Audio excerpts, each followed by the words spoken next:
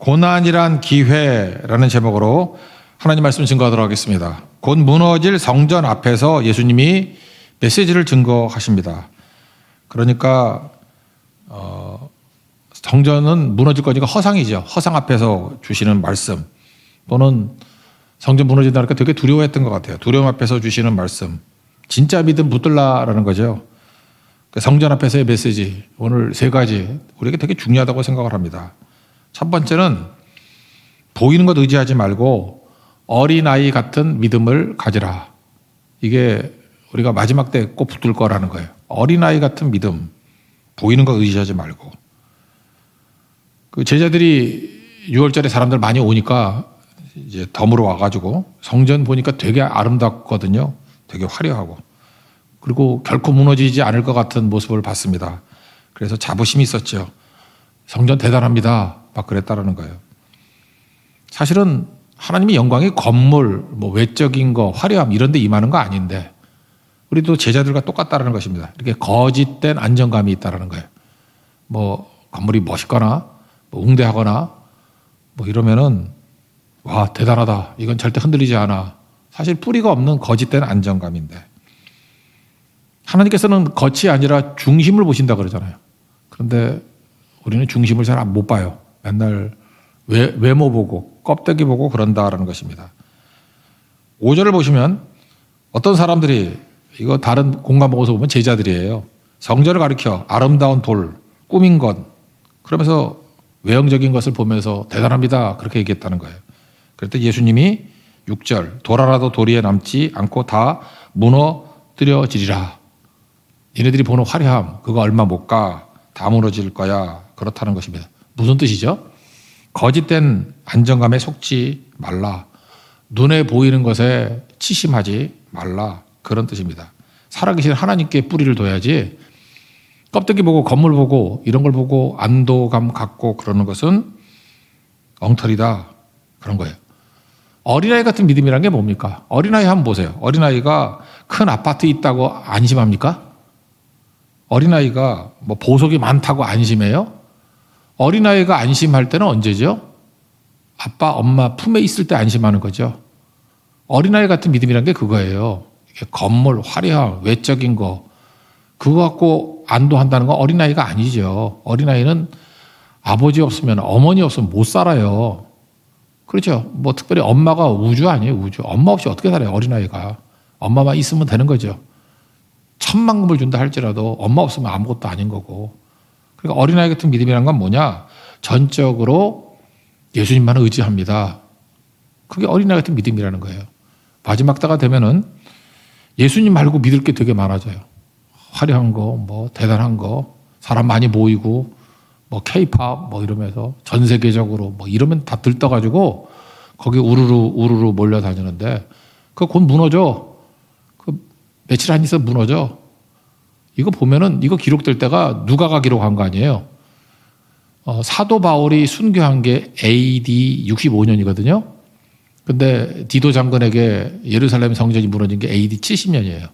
그러니까 사도 바울 순교 이후에 5년 있다간데 이때 아직 바울 안 죽었죠. 누가가 쓴 두 번째 서신이 그 사도행전 아니에요. 사도행전 28장 보면 아직 바울 안 죽었잖아. 셋집에서 뭐 전도하고 있잖아요. 그러니까 그 다음에 한참 있다 죽거든. 그러니까 적어도 예루살렘 성전이 무너지기 십몇 년 전쯤이에요. 그죠? 이때에 무너진다 그러잖아요. 그때만 해도 뭐 결코 무너지지 않을 것 같은 성전이 10년 정도 지나면 무너지거든. 우리가 그런 거 믿고 의지하는 건 거짓된 안정감이다. 그런 거예요. 우리는 참 껍데기에 되게 의지해요. 겉으로 보고 뭐 대단한 것 같이 보이고. 선교를 다니다 보면은 각 나라 빈민가를 갈 때가 많아요. 슬럼가. 저는 인상적이었던 게 두 군데인데 하나는 캄보디아 프놈펜에 있는 그 빈민촌 갔다가 제 기억나네. 둘째 딸이 하도 애들 더러운 애들하고 같이 이게 수영장 들어갔거든. 더러운 물 많이 먹어가지고 속을 다 토했어. 그래서 내가 그 녀석 데리고 어렸을 때 한식당 가가지고 된장찌개 사줬던 기억 나는데 그랬더니 속이 풀려서 좀 살더라고. 근데 제가 봐도 한 애들이 나이는 7살인데 20년 안 씻은 것 같아. 7살인데 그렇게 더워서 뭐 씻어도 계속 구정물 나오고. 근데 다들 우리 선교팀이 사랑했던 것 같아, 애들을. 같이 수영하고 막 그러다가 병 다 났어, 병. 더 했던 게 언제냐면 1차라고 생각나는데 1차 인도 선교였는데 선교사님이 비하루에서 오질 못했어요. 비행기가 뭐 딜레이가 됐는지 놓쳐가지고 하루가 이렇게 비었다고. 그랬더니 급하게 델리에 있는 선교사님하고 연결돼가지고 그냥 우리 그때는 마음이 뜨거우니까 아무데나 가자고. 그래서 델리에 있는 빈민가 들어갔어요. 사실은 나중에 보니까 이게 굉장히 위험한 일이었더구만. 어마어마하게 위험하듯이. 그 여기저기 오물들 다 있고 뭐 우리 선교팀이 갔다가 들어가자가 다 울었어요. 울었어. 어떻게 이게 비좁은 데 들어가서 뭐 웅덩이 같은데 거기에 눈이 반짝반짝해. 다 사람 살고 있어. 거기만 해도 우리 같으면 뭐죠? 한 5평이나 될까? 근데 거기에 사람이 내가 볼 때 한 20명은 사는 것 같아. 뭐 어떻게 겹치기 있는 것 같고. 도저히 사람 살 곳이 못 되거든요. 여기서 사람이 어떻게 살아? 근데 제가 지금도 기억나는 게 그래요. 빈민가 그 최악의 상황에서 아이들은 계속 태어나. 여기저기 깐난하게 엄청 많아. 우리가 뭐 돈 없어서 애 못 낳는다는 거 아닌 것 같아. 거기 보면. 애 막 낳아. 그리고 애들이 그렇게 밝아요. 선교팀은 울고 있는데 걔네들은 웃고 있어. 다 웃고 있고 장난치고 얘기 나눠보니까 꿈을 얘기하고 시간 지나니까 꿈을 성취하고. 대단하죠. 여러분 더러운 환경에 있다고 영혼까지 더러운 거 아니더라고. 꿈이 있어요. 환경이 더럽다고 영이 더럽지 않습니다. 반대로 요즘에 우리가 얼마나 깨끗하게 삽니까? 환경이 깨끗하다고 영도 깨끗한 거 절대로 아닙니다. 여러분들이 이렇게 넉넉하게 산다고 영이 깨끗한 것도 아니잖아요. 그러니까 깨끗한 영혼은 뭐예요? 그리스도의 보혈의 피로 씻음 받고 예수님의 영인 성령으로부터 비전과 꿈을 받는 것. 그때 깨끗해지는 거죠. 지금 화려한 성전 이거 깨끗하다고 봤다고. 근데 이건 무너질 성전이다. 영이 맑아져야 된다. 그런 얘기죠. 예수님께서는 이거 아니다 라고 얘기하잖아요. 내가 성전이고 성전에 내가 너희들에게 임할 때 진정으로 새 예루살렘이 임하게 되고 거룩한 성 예루살렘이 임하게 되는 진짜 성전이다. 이렇게 얘기하는 거죠. 그러면 우리가 이 첫 번째 예수님의 메시지에서 붙들어야 될 건 뭐냐. 눈에 보이는 거에 치심하다가 결국 무너질 거에 인생 걸다가 무너지는 성전과 함께 도리에 돌 하나 남지 않듯이 우리 인생에 남는 게 하나도 없는 인생이 될 수 있다는 거예요. 그럼 우리가 뭘 봐야 되죠? 우리의 안정의 근거는 하나님의 영광, 아버지에 대한 믿음이에요. 그거 없이는 아무것도 안 된다는 거죠. 결코 무너지지 않은 게 아버지의 품입니다. 하나님 아버지의 품. 그거 붙들어야죠. 시편 16편 8절. 내가 여호와를 항상 내 앞에 모시며 그가 나의 오른쪽에 계심으로 내가 흔들리지 아니하리로다. 옛날 성경 요동치 아니하리로다. 하나님만이 요동치 않아요. 나머지 의지해봐야 지금 경제도 흔들흔들, 건강도 흔들흔들, 환경도 흔들흔들. 여러분 믿겠다고 하는 사람 다 의지해봐요. 다 흔들흔들. 그런데 하나님만이 우리로 하여금 요동치 않은 인생을 만든다. 보이는 것 마음 두지 말고 보이지 않는 것에 여러분 인생을 걸 줄 아는 하나님의 거룩한 종 되길 바랍니다. 고린도서 4장 18절. 우리가 주목하는 것은 보이는 것이 아니요 보이지 않는 것이니 보이는 것은 잠깐 보이지 않는 것은 영원. 지혜를 얻으십시오. 겉에 보이는 외적인 아름다움이 아니라 화려함이 아니라 내면에 있는 내면에 우리 예수님 오시면 되죠. 아버지가 계시면 흔들리지 않겠죠. 그 내면을 볼 줄 아는 하나님의 거룩한 종 되기를 바랍니다. 또 한 가지 두 번째는 징조의 유익을 누리라는 거예요. 징조. 여기 이제 마지막 때 징조들, 망하기 전에 징조들이 쭉 나오잖아요. 그때 이게 알람 시스템이니까 징조가 오면은 대비해야 되겠죠. 최고의 대비는 뭐냐? 깨어있는 건데 기도죠. 그냥 이렇게 징조가 나타날 때는 좀 압도적으로 기도해야 됩니다. 기도도 많이 해야 되고 기도 못하면 다 무너지고 깨지고 그래요. 어떤 그 여자 목사님인가 나와서 그런 얘기 하대. 방송에서 한번 봤는데 요즘에 기도원은 저는 잘 안 가니까 요즘에는 옛날에 가면 기도원에서 뭐 기도하면 4시간 5시간 이렇게 기도했다고. 근데 요즘엔 기도원에서도 기도가 5분을 넘지 않는데, 그러니까 기도를 시키면 5분 이상 못 한대요, 성도들이. 이제 한국교회가 어떻게 된지 알겠죠. 기도가 다 증발돼 버렸어. 기도를 못 해. 짓지 못하는 개야. 기도 못하는 크리스찬이야. 기도를 못 해. 기도해놓으면 목회자들도 멍 때리고 앉았고. 우리는 찬양팀은 일부러 기도 안 하는 거예요? 기도하면 목소리가 안 나? 찬양팀들 기도할 때 기도하세요. 좀 목소리 크게 내가지고. 근데 기도를 다 못 해. 하여튼 우린 이상해. 찬양팀은 기도도 안 하고 또 드럼 치다가 소리 지르는 분 계시고. 나 이상해. 드럼 치면 어떻게 기도를 하나? 이게 맞나 이게? 기타 치면서도 막 기도하는 분 있어. 그러니까 음악이 엉터리지. 하여튼 이게 잘 안 맞는데. 성도라 그러면 기도가 살아있어야죠. 기도 못한다 그런 게 아무것도 아닌 거지. 그러니까 여러분들 기도의 능력을 회복되면 여기서부터 부흥이 일어나요. 진짜 다시 일어난다고. 기도는 능력입니다. 그게 일어나야 되겠죠. 그러니까 말세의 징조가 보이면은 기도부터 해야 된다는 거예요. 저는 이렇게 봐요. 19절까지를 이게 종말에 대한 예언이라기보다도 물론 두 가지가 있죠. 그런 걸 갖다가 원근 통시라고 이름 붙였죠.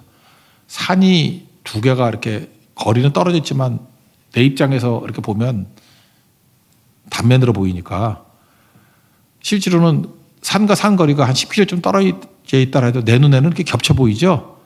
그래서 같이 보인다. 통시. 원근. 멀고 가까운 게 같이 보인다. 그러니까 AD 70년에 예루살렘 망한 것과 종말의 때가 이 시점에서 볼 때는 한 60년 정도에 볼 때는 같이 보일 수 있죠. 그래서 이렇게 막 섞여서 보일 때가 있다고. 그래서 그 원근 통시라 그래. 근데 저는 개인적으로 그렇게 생각해요. 19절까지의 내용은 AD 70년에 디도 장군에 의한 예루살렘 성이 무너지는 사건으로 보고 20절부터가 이제 종말 사건으로 본다고. 그렇게 나누는 게 맞는 것 같아요. 뭐 근거는 여러 가지 있는데 그것도 설명해 줘야 되나? 그냥 믿어. 그렇다고. 또 이상한가? 10절 보면 이게 단수거든. 민족이 민족을 그럴 때 단수예요. 한 민족이 한 민족을. 그러니까 유대 민족과 라틴 민족 그런 거겠죠. 나라가 나라를. 이것도 단수거든. 그러니까 유대와 로마. 이게 전쟁이 일어난다 그러는데 이걸 유대 전쟁이라 그러거든요. AD 66년부터 70년까지 유대 전쟁. 이 정신 나간 놈들이 로마한테 덤볐어. 계란으로 바위치기죠. 그래서 예루살렘 다 박살나버리고 성전 다 박살나고 서쪽에 조금 남았죠. 그 벽이 그게 지금 그 유태인들 가서 맨날 그 뭐 편지 꽂아놓고 뭐 이렇게 기도하는 통곡의 벽 다 무너뜨렸어. 서쪽만 좀 남고. 그게 AD 70년이라고요. 그러니까 뭐 말도 안 되는 거죠. 여기서 뭐 11절 지진, 기근, 전염병 그런데 이거는 시대마다 다 있었어요. 그래서 지진 있고 그런다고 뭐 역사의 종말이 오고 그거보다는 70년에 가까운 것 같아요. 그래서 요세푸스 그 역사서를 보면 이때 지진들 되게 많았던 걸 보여요. AD 60. 뭐 여러분들 이탈리아에도 뭐 지진 때문에 화산 터지고 뭐 그리고 베수비우스 화산 이런 거 다 나오잖아요. 그때 그런 게 많았다고. 요즘에도 있죠. 일본 대지진, 난카이 해곡 대지진 뭐 이런 거 있잖아요. 여기저기 지진 나고. 이게 역사의 종말일지 아니면 이 시대의 어떤 한 고난일지 그 모를 일인데 여기서는 AD 70년에 그걸로 보는 게 맞다라는 것입니다. 기근도 마찬가지죠. 기근은 요즘식으로 얘기하면 뭐죠? 불경기. 2009년에도 그 경제 위기 있었잖아요. IMF는 또 1998년에도 있었고. 느낌상 이제 경기 침체가 올 것 같지 않아요? 느낌에? 전 세계가 지금 뒤죽박죽이잖아. 20년보다 금값이 12배 올랐어. 금값이 12배 오른 게 아니고 돈을 12배 찍은 거예요. 그러니까 화폐 가치가 하락한 거지 무슨 금값이 왜 올라.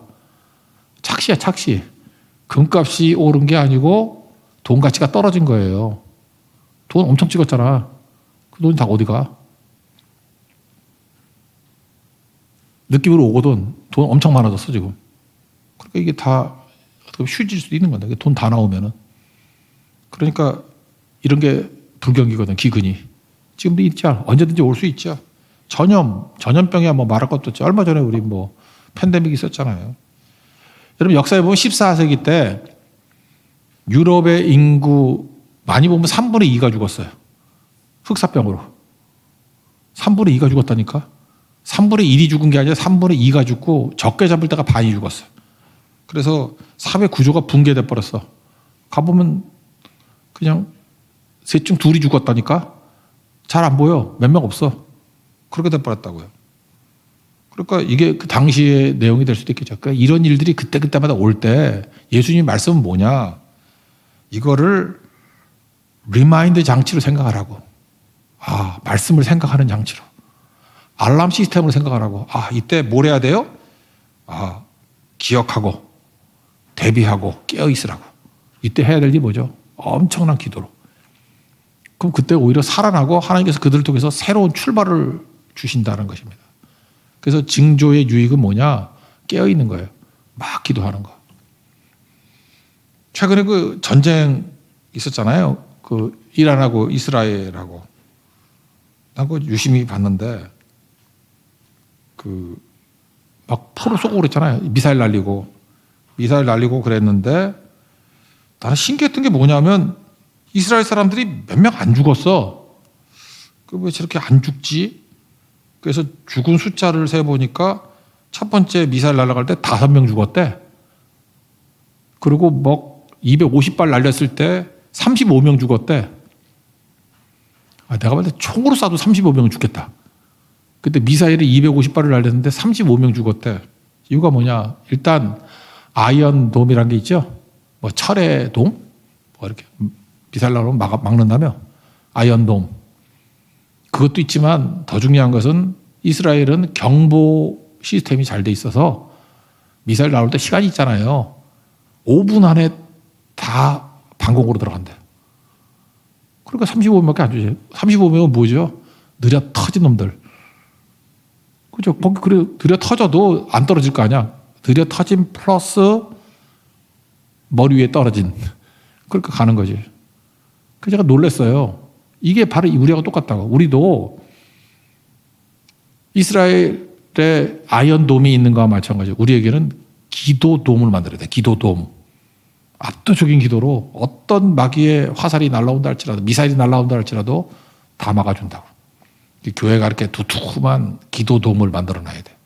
그리고 대비할 줄 알고. 이게 징조의 유익이에요.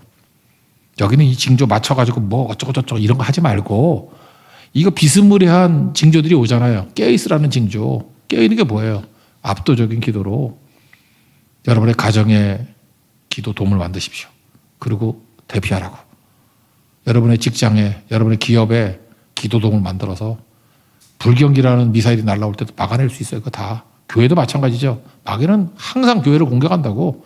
그때마다 두툼한 기도의 동을 만들어 두면 마귀가 손도 못 댄다고. 예수님 지금 이 말씀을 하고 있다고요. 그러니까 너희들 그 뉴스만 보지 말고 아이언돔이 아니라 기도돔을 만들어서 막고 대비해라. 그죠? 대비하라. 그러면 늘 승리할 수 있다는 것입니다. 그리고 하나님 말씀을 기억하라고. C.S. 루이스가 그래서 이런 고난, 위기는 하나님의 확성기라 그랬잖아요. 하나님 말씀을 크게 듣고 기도해라. 그러면 능히 승리할 수 있다는 것입니다. 이 무너질 성전 앞에서의 두 번째 말씀 듣고 우리 삶 속에 여러 가지 이렇게 징조들이 보일 때 이거 분석할 필요도 없어요. 그냥 압도적인 기도로 기도돔을 만들면 능히 이길 수 있다. 주님의 음성입니다. 세 번째 내용은 뭐냐? 이렇게 고난이 오잖아요. 마지막 때 고난이 오면 고난을 기회로 삼으라는 것입니다. 고난을 기회로 삼으라. 오히려 고난을 길 만드는 도구로 삼으라는 거예요. 길 만드는 고난으로 만들라는 거예요. 길이 꽉 막혀 있을 때 고난이 오잖아요. 그러면 아, 이게 길 만들어주는 건 이렇게 생각하라는 것입니다. 12절을 보시면 여기 내 이름으로 너희에게 손을 대면 박해한다, 옥에 넘긴다, 뭐 끌고 간다. 13절이 핵심이네. 이 일이 도리어 너희에게 증거가 되리라. 성경마다 그 난해주가 있죠. 1번으로 돼 있는 데도 있고 2번으로 돼 있는 거 뭐 이렇게 편집에 따라서 난해주에 뭐라고 돼 있어요? 증거의 기회죠. 그러니까 핵심이 뭐예요? 이런 박해가 증거의 기회가 되도록 삼으라는 거예요. 이거 번역을 보니까 새 번역을 보니까 너희에게는 증언할 기회가 될 것이다. 증언할 기회.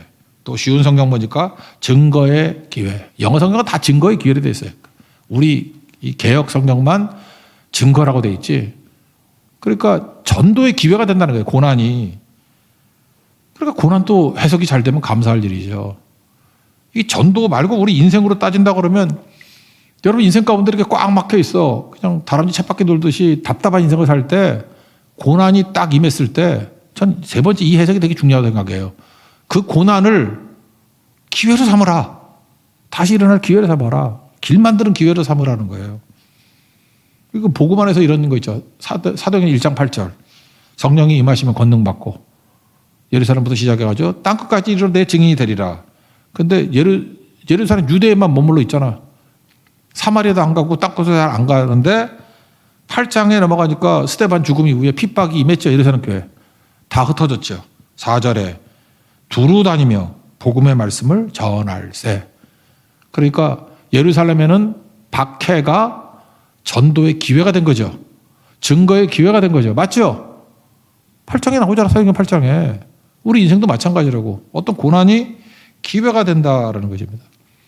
사도 바울, 사도행전 한번 쭉 보세요. 사도 바울이 전도의 기회를 삼았던 건 싸그리 다 고난이야. 고난. 그 예루살렘 가면은 뭐 결박할 것이 기다리고 있다. 그래도 가잖아. 뭐 죽으면 죽으리다 그러면서 뭐 나의 달려갈 길을 가 맨날 하잖아. 주 예수께 받은 은혜 복음을 증언하는 일을 마치려 하면은 나의 생명을 조금 더 귀한 것을 여기지 않으라. 우리 빈그릇 노래 맨날 부르잖아. 그거 하고 갔더니 진짜 잡혔어요. 잡혔는데 처음에는 좀 낮은 사람 밑에 가가지고 고난을 당해. 천부장 루시아. 그랬더니 우리 눈에는 고난이지만 내용을 읽어보라고 거기서 복음을 전도하고 있잖아요. 전도의 기회를 삼잖아. 천부장 루시아 앞에서 복음 전도의 기회를 삼아요. 그 다음에 이제 짜잘한 이제 총독들 만나. 벨릭스라는 총독을 만났더니 거기서도 고난 당해. 근데 그걸 전도의 기회를 삼아요. 그 다음 베스도 앞에서도 뭐 베스도에 어쩌고저쩌고 하는 거 나오죠. 거기서도 고난 당하는데 전도의 기회를 삼아. 그의 사촌이 헤롯 아그리빠거든요. 여기 나오잖아. 너도 나처럼 이 결박한 거 외에는 너도 나처럼 되기를 원한다. 뭐 네가 뭐 적은 말로 나를 뭐 크리스찬이 되려고 만드느냐. 뭐 이따 얘기했던 게 아그리빠잖아. 아그리빠. 헤롯 아그리빠. 이 베스도하고 친척이거든. 근데 그에게 얘기할 때도 뭐예요? 전도의 길을 삼잖아. 왜 사도행전이 뒤에 가서 이렇게 많은지 알아요? 사도 바울이 시간 얻어가지고 거기서 전도하는 내용이 막 쭉 나와. 설교 내용이. 그러니까 바울이 어떻게 전도를 했느냐. 거기 다 고난이에요. 고난. 고난이 기회. 고난이 기회. 고난이 기회. 그러니까 사도 바울이 이방인의 사도가 된 거예요. 엄청나게 많은 전도의 기회를 삼았다고. 그게 다 고난이죠. 다 고난. 우리 인생이 왜 전도의 기회가 없죠? 맨날 편한 것 따지니까. 아, 성교 가면 힘들어. 뭐 잠자리가 힘들어. 뭐 먹는 게 힘들어. 뭐 아, 고소 뭐 가는데 멀미해. 뭐 제주도는 비싸. 뭐죠? 그거? 이 핑계 저 핑계 편하고 편하. 그러니까 여러분 기회가 하나도 없어요. 그러니까 도리에 남지 않을 때 예루살렘과 함께 망할 인생이 되잖아요. 그렇게 살면 안 되죠. 그러니까 하나님 앞에서 적극적으로 생각해야 돼요. 고난이 하나님께 내게 주신 전도의 기회입니다. 이런 걸 뭐라 그래요? 합력하여 선이라 그러잖아요. 우리 잘 모르지만 로마서 8장 28절 하나님 사랑하는 자 뜻대로 부르심이 입은 자들은 합력하여 선을 이루신다. 여기 수네르게오 여기서 영어 단어 시너지가 나왔다니까. 시너지 효과 그러잖아요. 우리가 생각했던 것보다 더 폭발적인 힘이 나타나는 거. 고난과 고난 만나면 이거 뭐예요 이건. 이게 마이너스인데 이게 팍 스파이크를 일으키면서 엄청난 결과, 좋은 결과를 낳는데 선은 끝이 좋다는 거 아니에요. 토부. 합력하여 끝이 좋아진더라. 이게 뭐 익사이팅한 거지. 어떻게 이런 일이 벌어지지? 막 이러는 거죠. 사도 바울이 빌립보서에 보면은 옥중서신인데 1장 12절 형제들아 내가 당한 일이 도리어 복음 전파에 진전이 된 줄을 너희가 알기를 원한다. 내가 당한 일, 뭐 이렇게 감옥에도 있고 뭐 고통당하고 뭐 일련의 과정들이 있죠. 이게 뭐 죄수로 끌려가지고 로마 오고 뭐 이런. 그게 내가 당한 일 아니에요. 다 고난이야 고난. 이게 복음 전파의 진전이 되었대요. 기회가 됐다. 그 얘기가 똑같은 거 아니에요. 힘이 됐다. 쉬운 성경 보니까 바울이 당한 고난이 하나님의 일에 도움이 되었다. 고난이 도움이래. 도움. 하나님이 우리 도와주시죠. 뭐로? 고난으로 도와주대. 고난인데 돌이켜보니까 도움이네. 고난인데 뒤집어 보니까 도움이에요. 하나님의 큰 도움. 복음 진보의 큰 전파가 되었다. 그래서 사도 바울은 재밌었던 것 같아. 고난이 오면 신나했다고. 왜? 이건 기회거든. 그래서 요즘에 이제 골로새서 다시 시작하는데 골로새 4장 3절 보니까 우리를 위하여 기도하되 하나님이 전도할 문을 우리에게 열어주사. 전도의 문을 열어주사. 전도의 문을 어떻게 여느냐? 감오죠. 고난을 열겠지.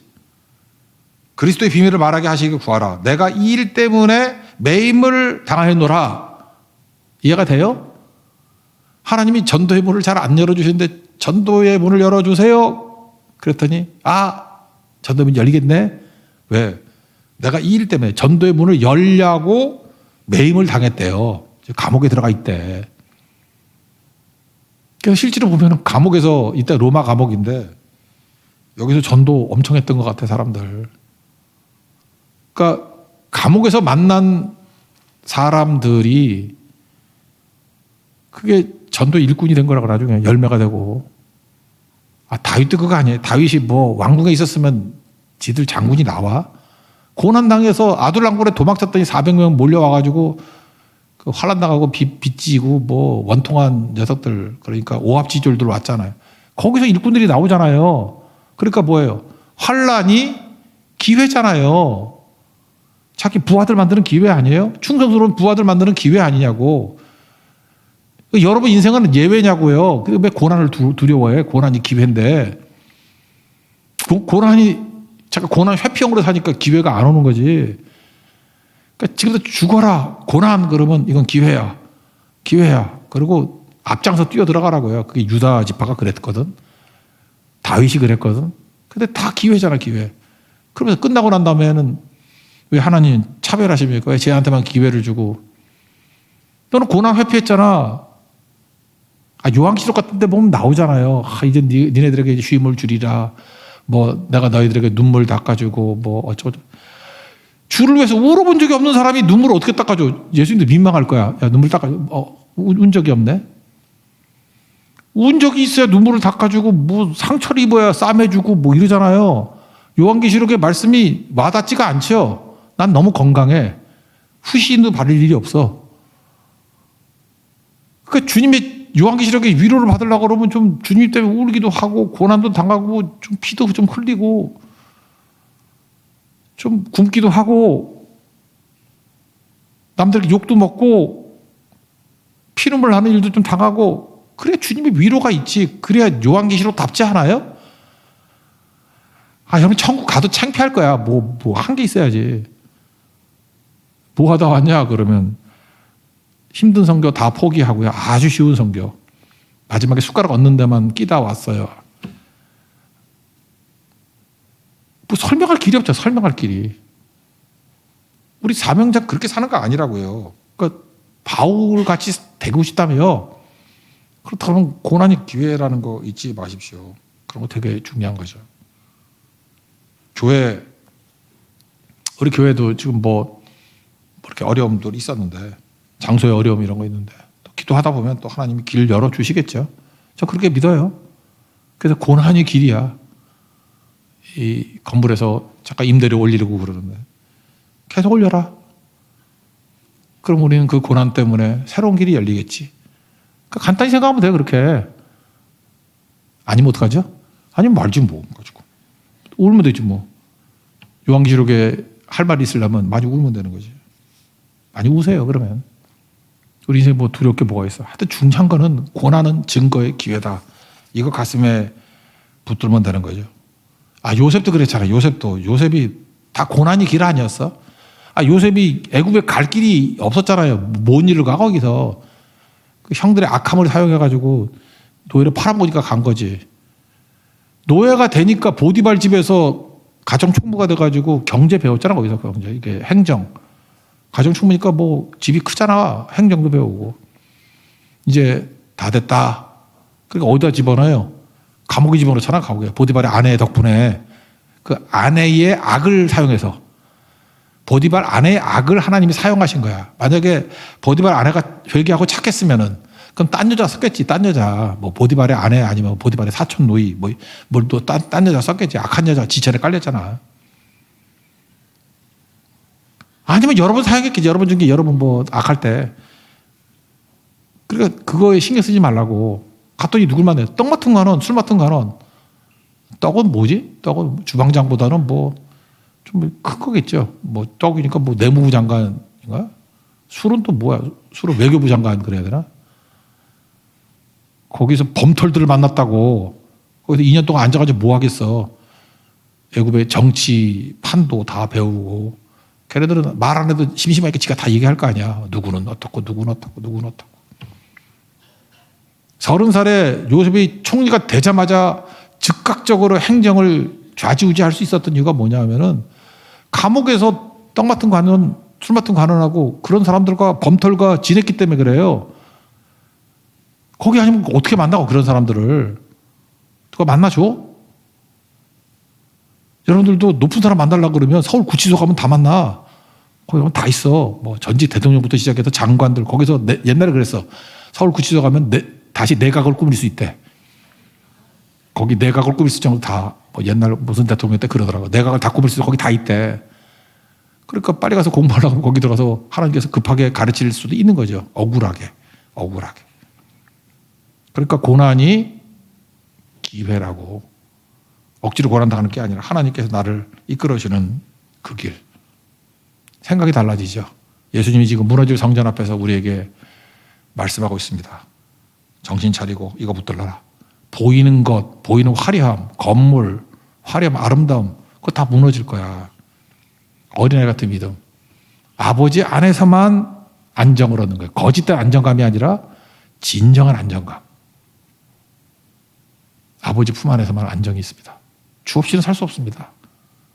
하나님 빠지면 난 아무 인생도 아닙니다. 하나님 주신 사명 없으면 난 아무것도 아닙니다. 그거 다시 되새기라는 거예요. 징조가 보이죠. 그럴 때 이스라엘이 아이언돔 하듯이 우리는 기도돔으로 깨어있다는 게 뭐예요? 엄청난 기도로 돔을 만드십시오. 그러면 피해가 없어요. 마귀는 꼼짝도 못한다고. 그리고 마지막 고난은 우리에게 길을 만들어주는 고난이에요. 그래서 제가 영어로 The hardship of making way, 길 만드는 고난이라고 표현했잖아요. 길 만드는 고난도 있어요. 길 만드는 고난도. 고난이 기회입니다. 여러분 삶 가운데 답답함 속에서 고난을 통해서 하나님의 시온에 들어가 쫙쫙 열릴 수 있는 하나님의 거룩한 종 되기를 축원합니다. 자리에 서리라겠습니다. 370장 찬송하겠습니다. 주 안에 있는 나에게.